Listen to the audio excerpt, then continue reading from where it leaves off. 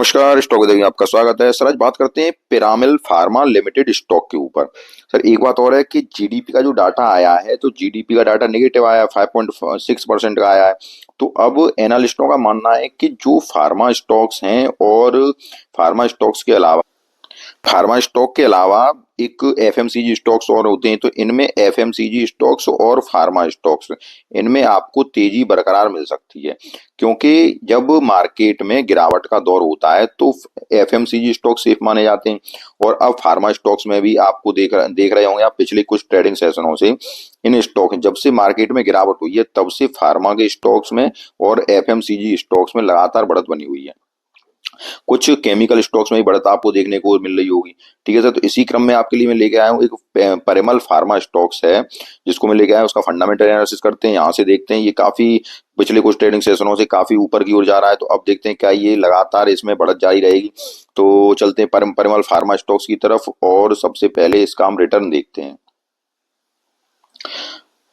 अगर इसका रिटर्न देखा जाए तो रिटर्न आप देखिए, वन डे का रिटर्न 9.5%, वन वीक का रिटर्न 9.3%, वन मंथ का रिटर्न 9.1% और 6 महीने का रिटर्न 79%, वन ईयर का रिटर्न 120% और 2 साल का रिटर्न 108%। एक साल से स्टॉक में लगातार तेजी जारी है। ठीक है सर, एक साल से लगातार स्टॉक में तेजी जारी है और इसको हम पीपीएल फार्मा भी बोलते हैं, पीपीएल फार्मा कंपनी। ठीक है सर, अब आप नाम से तो आपको क्लियर है कि कंपनी फार्मास्यूटिकल में काम करती है, एक फार्मा कंपनी है। इसके और सारे फंडामेंटल जानने के लिए चलते हैं हम इसके वेबसाइट पे, स्क्रीन की वेबसाइट पे, वहां और पता करेंगे। थोड़े इस कंपनी की वेबसाइट पे भी जाएंगे और कंपनी की फाइनेंशियल वेबसाइट पे भी जाएंगे, वहां पे भी पता करेंगे। सबसे पहले मैं आपको कंपनी की वेबसाइट पे लेके आया, जहां मैं इसको थोड़े से आपको बिजनेस बताऊंगा। एक तो सीडीएमओ बिजनेस में काम करती है, सीएचजी बिजनेस में काम करती है और आईसीएच बिजनेस में काम करती है। ठीक है सर, और अधिक डीपली जानकारी के लिए आप इसको थोड़ा जूम आउट करके सारा कुछ दिख रहा होगा उसको पढ़ सकते हैं। ठीक है सर, उसके बाद अगर हम थोड़ा सा और अगर बताएं आपको, तो रेवेन्यू कहाँ से आता है वो देखिए आप। कंपनी का जो रेवेन्यू है वो देखिए सीडीएमओ बिजनेस से आता है, और जो मैंने आपको बताया सीएससी बिजनेस, सीएचजी बिजनेस से आता है, इंडियन कंज्यूमर हेल्थ केयर, किससे कितना बिजनेस आता है वो सारा कुछ इसमें इसमें आपको सारा कुछ पूरी नॉलेज मिलेगी। उसके बाद अगर आप यहाँ देखें तो नॉर्थ अमेरिका से, यूरोप से, जापान से, इंडिया से, अदर से कहाँ कहाँ से बिजनेस आता है वो भी सारा कुछ यहाँ से मिलेगा। थोड़ा अगर और दिखाऊं आपको तो ये देखिए 17 डेवलपमेंट एंड मैन्युफैक्चरिंग साइट है, 100+ कंट्रीज में इसका बिजनेस है और 500+ सीडीएमओ कस्टमर है। उसके बाद सीएससी कस्टमर 6000+ इसके सीएससी कस्टमर हैं। ठीक है सर, तो कंपनी बहुत ही अच्छी है, एक बड़े ग्रुप से ताल्लुक रखती है, पिरामल फार्मा ग्रुप है, परिमल ग्रुप है, एक बड़े ग्रुप से ताल्लुक रखती है। ठीक है सर, अब हम चलते हैं इसके फंडामेंटल की तरफ। अब जब हम कंपनी फंडामेंटल पे आए तो देखिए 35,000 करोड़ की कंपनी है। ठीक है सर, 35,000 करोड़ की कंपनी के बाद करंट प्राइस चल रहा है 269 रुपए का। हाई और लो कितने का है? हाई लगाया है इसने 308 रुपए का, उसके बाद लो 114 रुपए का है, जो हाई अभी अभी इसने लगाया है कुछ ट्रेडिंग सेशन पहले। उसके बाद पी रेशियो अगर देखा जाए तो पी रेशियो कंपनी का बहुत है, 616 के पी पे ट्रेड कर रही है। ठीक है सर, जो कि ज्यादा है। आगे चलते हैं, आगे अगर देखा जाए तो बुक वैल्यू कितनी है? बुक वैल्यू है 59.6 की। आरओसी आरओई देखे जाए तो ये दोनों कम है, 5.49 और 0.22 का। आरओसी आरओई 15 से अगर कम होते हैं, ठीक है सर, 15 से कम होते हैं तो इनको हम कम मानते हैं। तो 15 से कम है दोनों। उसके बाद अगर चलते हैं फेस वैल्यू, 10 रुपए की फेस वैल्यू का स्टॉक है। इंडस्ट्री पी 34 का है। देखिए इंडस्ट्री पी के सापेक्ष 34.2 के सापेक्ष स्टॉक का पी कितना है? 616 के पी पे ट्रेड कर रही है, बहुत ही ज्यादा के पी पे ट्रेड कर रही है। आगे अगर चलें, आगे अगर देखते हैं तो कर्जा कंपनी के पास बहुत ही कम है, 0.6 पॉइंट कर्जा, डेब्ट टू इक्विटी 0.61 का है। कम तो नहीं कहेंगे क्योंकि कर्जा भी है कंपनी के पास, क्योंकि 1 रुपए अगर आप खर्च कर रहे हैं कंपनी में, 1 रुपया इन्वेस्ट कर रहे हैं सर, तो आपको कितना कर्जा मिल रहा है? 0.6, मतलब 61 पैसे का आपको कर्जा मिल रहा है। और आगे अगर चलते हैं तो आगे देखिए आप पेट्रोस की स्कोर 9 का है।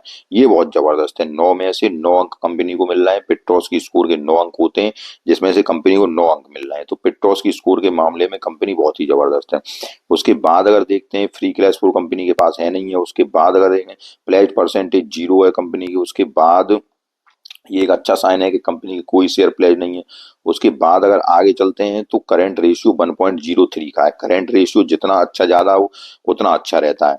तो यहाँ पे सबसे पहले एक बात निकल के आई कि कंपनी का पी रेशियो बहुत। अब इसके अगर पीयर्स देखें तो पीयर्स में देखिए सन फार्मा का P38 का है, सिप्ला का P26 का है, मैनकाइंड का P51 का है, डॉक्टर रेड्डी का P18 का है, और इन सब का आपको पी दिखाई दे रहा है, जिसमें सबसे ज्यादा आपको इसी का पी नजर आ रहा है। परिमल फार्मा का 616 के पी पर ट्रेड कर रही है, जो सबसे ज्यादा पी है। आगे अगर चलें तो आगे देखिएगा इसके रिजल्ट की तरफ हम चलते हैं। रिजल्ट में क्वार्टरली रिजल्ट पे अगर आए तो सितंबर की जो सेल्स हुई है 2242 करोड़ की सेल्स हुई है, उससे पहले 1951 करोड़ की थी। और यहाँ अगर ऑपरेटिंग प्रॉफिट मार्जिन की बात करें तो ऑपरेटिंग प्रॉफिट मार्जिन अब की बार का 15% है, उससे पहले 10% था, उससे पहले 21%, 14%।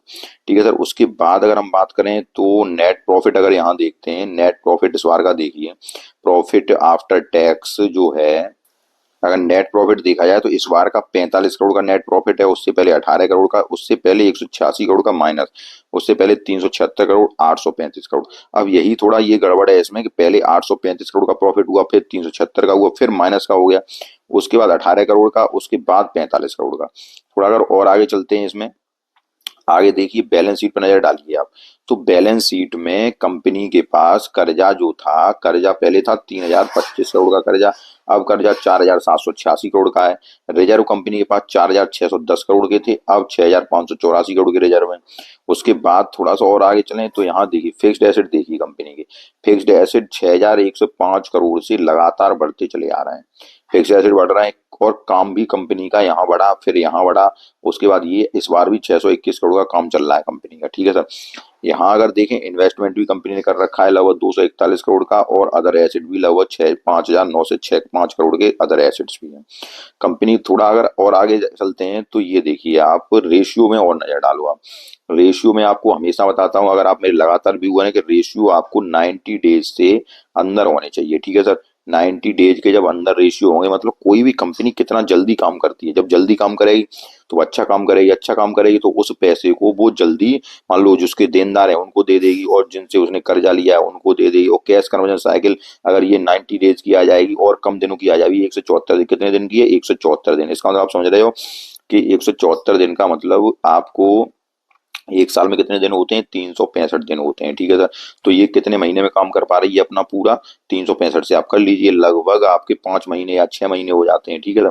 तो लगभग इतने दिनों में ये पूरा कामकाज कर पा रही है। तो जब ये 5-6 महीने से और थोड़ा कम ले आएगी कंपनी, लगभग 3 महीने के अंदर आ जाएंगे। ठीक है सर। तो ये कंपनी के कामकाज और भी अच्छे हो जाएंगे, यहाँ से कंपनी में और भी प्रगति हो जाएगी। ठीक है सर। उसके बाद शेयर होल्डर पैटर्न पे और थोड़ा नजर डालो, तो शेयर होल्डर पैटर्न देखिए कि सितंबर में 34.94%, उससे पहले क्या कहते हैं, उससे पहले भी 34.94%, और यहाँ पे 35.0%। तो जून के क्वार्टर में और सितंबर के क्वार्टर में प्रमोटर की होल्डिंग सेम है। अब यहाँ पे आप आओ एफआईआई की तरफ, तो एफआईआई की तरफ हम देखते हैं तो एफआईआई ने थर्ड जून मार्च के क्वार्टर से देखिए 30.58 से, ठीक है, यहाँ से यहाँ माल बढ़ाया, इसके बाद यहाँ पे फिर माल बढ़ाया, थोड़ा सा माल यहाँ भी बढ़ाया सितंबर के क्वार्टर में। आगे अगर चलें तो डीआईआई का देखिए आप, डीआईआई ने 12.95 से 13.80 कर लिया, यहाँ से देखिए यहाँ पे ही माल बढ़ाया, यहाँ देखिए डीआई का यहाँ पे ही माल बढ़ाया। ठीक है सर। लगातार डीआईआई अपनी होल्डिंग्स कंपनी में बढ़ाते चले जा रहे हैं, ये देखिए आप। ठीक है। अब उसके बाद पब्लिक का क्या हाल है, पब्लिक थोड़ा होल्डिंग कम करती चली जा रही है, ये देखिए। तो ये अच्छी बात है कि जो पब्लिक का माल है वो डीआईआई ले रहे हैं। डीआईआई आप समझ रहे हो कौन होते हैं, डीआईआई में होते हैं जैसे काफी म्यूचुअल फंड भी होते हैं। ठीक है। म्यूचुअल फंड है डीआईआई में, तो ये एक अच्छा साइन है कंपनी की तरफ से इस कंपनी में, कि इसमें डीआई की होल्डिंग यहाँ से आप देखिए 4.98, फिर यहाँ से 5, 8, 9, 12, 12, 13.880। तो डीआई की होल्डिंग लगातार बढ़ती चली जा रही है, जो कि एक अच्छा साइन है। एफआईआई की होल्डिंग वहीं देखें तो एफआईआई की होल्डिंग 32, और यहाँ फिर ये इस बार थोड़ी सी एफआईआई की होल्डिंग बढ़ी है 38.73%। ठीक है सर। तो ये एक अच्छा साइन है, एक अच्छी निशानी है कि डीआई की होल्डिंग बढ़ती चली जा रही है। अब हम चलते हैं इसके चार्ट की तरफ, और चार्ट पे देखने का प्रयास करते हैं कि कंपनी कहाँ चल रही है। अब हम आए कंपनी के चार्ट की तरफ, तो चार्ट को देखें, ये मैंने एक ट्रेंड लाइन खींची है, और ये कंपनी का चार्ट यहाँ से आप देखिए, ये लगातार नीचे आया था पहले यहाँ से, उसके बाद ये लगातार ऊपर की ओर चलता चला जा रहा है। ठीक है सर। कंपनी का चार्ट जो टेक्निकल बना हुआ है, चार्ट है जो अच्छा है। आरएसआई की बात करें तो आरएसआई लगभग 60 के पास आरएसआई है, लगभग 51, Nikkei 58 के पास RSI है इसकी मंडे कैंडल पे। उसके बाद अगर देखें तो ये देखिए आप, थोड़ा सा अगर मैं आपको दिखाऊं कि ये जो कंपनी अब चल रही है, यहाँ से इसने ब्रेकआउट दिया था कितने पे, ये ब्रेकआउट दिया था इसने, ये यहाँ से ब्रेकआउट दिया था जब 225 के बाद, यहाँ से ये देखिए आप 195 ब्रेकआउट दिया, 195 के ब्रेकआउट के बाद कंपनी कहाँ पे टच किया, ये लगभग टच किया है कंपनी ने 312 रुपए पे, ठीक है।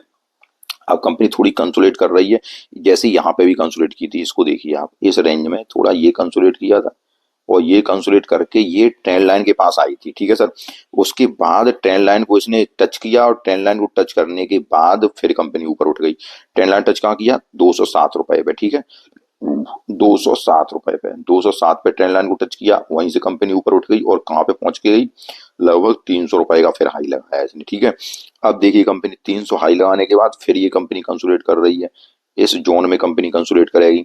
अब अगर इस जोन में कंसोलिडेट करने के बाद फिर ये कंपनी यहाँ से अगर थोड़ा सा मैं आपको टारगेट बताने की कोशिश करूं तो ये 500 की तरफ जाते हुए दिखाई देगी।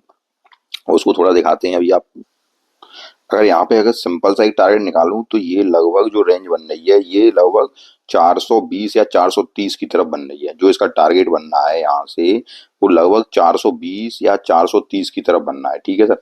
अब यहाँ से मैं आपको समझाऊं कि ये जो 430 की 400 ये कितना निकल गया है, 416, 420 की तरफ भी पहुंच। अब देखिए आप 416 के लिए, ठीक है सर, 416 के लिए कंपनी थोड़ा यहाँ कंसोलिडेट कर सकती है। और आपको अगर इस रेंज में जो ये रेंज अभी चल रही है, ये देखिए यहाँ इसने सपोर्ट लिया 242 का, पहले जो हाई था इसका, उसके बाद ही तो ऊपर गई है।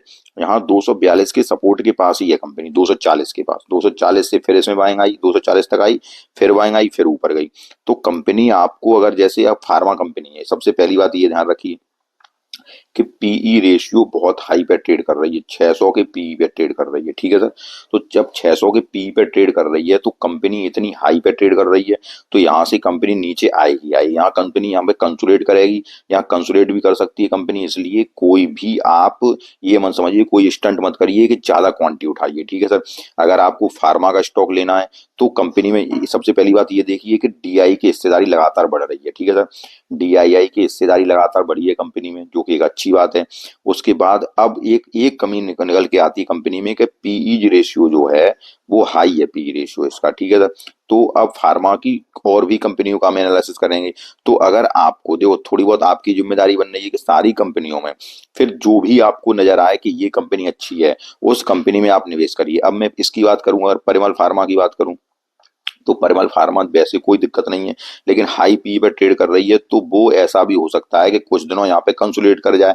तो अब कंसोलिडेट करके ये तो मैंने बताया कि ये ऊपर की तरफ जाएगी कंपनी, तो आपको इसमें जो स्टॉक लेने हैं, ठीक है सर, वो कैसे लेने हैं, थोड़े थोड़े करके लेने हैं। जैसे 240 इसकी जो प्राइस है वहां पे कुछ स्टॉक ऐड करने हैं। उसके बाद अगर ये नीचे आती है, लेकिन एक बात बता रहा हूँ कि ये जो कंपनी है सर, यहाँ से ये ट्रेंड लाइन का सपोर्ट जरूर लेगी और ये ट्रेंड लाइन के सपोर्ट के पास लगभग, अगर यहाँ से अगर ये कंसोलिडेट करती है तो इस यही ट्रेंड लाइन के सपोर्ट के पास ही आएगी और लगभग 220 या 200 जो 240 के पास है लगभग, ये यहाँ से अगर फिर नीचे आती है तो लगभग 220 के 225 के पास, कितनी 220 और 225 के पास, ठीक है। तो आपको धीरे धीरे स्टॉक ऐड करने हैं, ध्यान रखना है। पी रेशियो हाई है कंपनी का, स्टॉक को आपको धीरे धीरे ऐड करना है, क्योंकि जब पी रेशियो हाई होता है तो कुछ दिन हो सकता है स्टॉक यहाँ कंसोलिडेट भी कर जाए। तो इसलिए आपको सारी बातों को याद रखना है। और कंपनी में किसी भी कंपनी हो, चाहे कितनी बढ़िया कंपनी हो, अगर आप ऐड करें तो थोड़ी थोड़ी क्वांटिटी करके ऐड करें। जैसे यहाँ पे आप ऐड करें 240 पे, मान लो आपको जैसे आपको 50 क्वांटिटी लेनी है पीपीएल फार्मा की, ठीक है, तो 50 क्वांटिटी को आपको 3 बार में ऐड करना है, न कि एक बार में ऐड करना है। ये बात आप याद रखिए। और कंपनी अच्छी है, कंपनी में कोई दिक्कत नहीं है, केवल हाई पी है इसका कंपनी का। अगर एक दो रिजल्ट कंपनी बढ़िया दे देगी तो सारा कुछ मेंटेन हो जाएगा, लेकिन कंसोलिडेट करेगी, ये बात ध्यान रखना। थोड़ा सा अगर कंसोलिडेट करती है तो घबराने की जरूरत नहीं है, लेकिन कंपनी ऊपर की ओर जाने के लिए तैयार है, ये बात ध्यान रखिए। एक अच्छी कंपनी है, फार्मा की बढ़िया कंपनी है। और धीरे धीरे स्टॉकों को, आपको अगर 50 स्टॉक लेने तो धीरे धीरे ऐड करिए, 100 स्टॉक लेने तो धीरे धीरे ऐड करिए। अगर आप फार्मा कोई कंपनी देख रहे हैं तो एक दो कंपनी और एनालिसिस करते हैं, उसके बाद आपको कंपनी एक ही रखनी है, ये भी ध्यान रखिए। क्योंकि मान लो फार्मा की ये कंपनी है, उसके बाद एक एक दूसरी कंपनी जो जो सबसे ज्यादा एक कंपनी है उसको डिवीज लैब, ठीक है सर, डिवीज लेबोरेटरी, ये एक बड़ी कंपनी है, ठीक है। अब इस कंपनी में क्या होता है कि ये कंपनी भी यहाँ पे, इस कंपनी में भी ये एक दिग्गज कंपनी है और ये लीडर कंपनी है, ठीक है। अगर आप डिवीज लैब फार्मा की एक लीडर कंपनी में आती है, ठीक है, फार्मा की लीडर कंपनी में आती है। अगर आप लीडर के साथ जाना चाहते हैं तो डिवीज लैब के साथ जाइए। अगर आप इसको पसंद करते हैं, इस कंपनी को, परिमल फार्मा को पसंद करते हैं, जो कि ये भी कंपनी ऊपर जाने को तैयार रख रही है, तो आप इसकी तरफ जाइए। और भी कंपनी फार्मा की हैं, जो, लेकिन कंपनी आपको फार्मा की एक ही लेनी है, ठीक है सर। उसके बाद अगले वीडियो में भी एक या दो फार्मा कंपनी को और एनालिसिस करेंगे, तो आपको जो भी पसंद आए, ठीक है सर, उसमें आपको एक ही कंपनी लेनी है। ध्यान रखना है, ये नहीं करनी है कि सारी फार्मा कंपनी उठा लें या सारे ऐसे स्टंट नहीं करने हैं, ठीक है सर।